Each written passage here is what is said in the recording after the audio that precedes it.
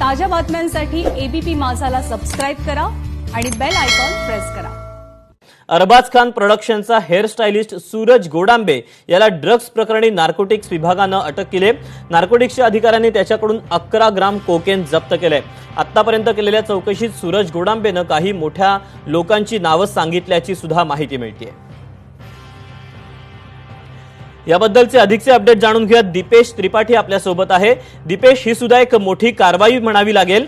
अधिकचे काय तपशील आहेत? कुठली नावं आणखीन दीपेशच्या याच्या चौकशीतून बाहेर येतात, सूरजच्या चौकशीतून?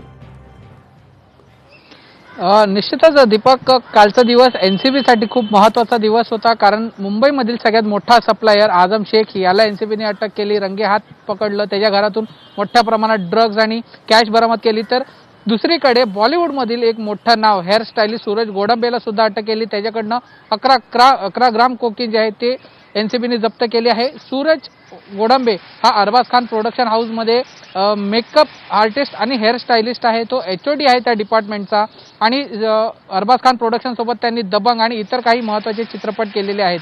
सेलिब्रिटींचा हेअर स्टायलिस्ट असल्यासोबतच सूरज गोडांबेकडे जेव्हा एनसीबीने कारवाई केली तेव्हा त्याच्याकडे 11 ग्राम कोकीन मिळाली। आणि जसं आपण या केसच्या आधी पाहिलं आहे की जे सेलिब्रिटीज असतात ते स्वतः थेट संपर्कात जात नाही किंवा स्वतः थेट ड्रग्ज घेत नाही, ते आपले ड्रायव्हर असतील किंवा त्यांच्या हाताखाली काम करणारे कर्मचारी असतील त्यांच्याकडनं ते ड्रग्ज मागवतात आणि ड्रग्जचं सेवन करतात। त्यामुळे सूरज गोडांबेच्या चौकशीमध्ये महत्त्वाची नावं समोर आलेली आहेत, मात्र ही नावं कुठची आहेत ते अद्याप कळू शकलेलं नाही आहे। पण सूरज गोडांबे कोणाकडनं ड्रग्ज घेत होता आणि तो कोणाला पोहोचवत होता हे खूप महत्त्वाचं असणार आहे।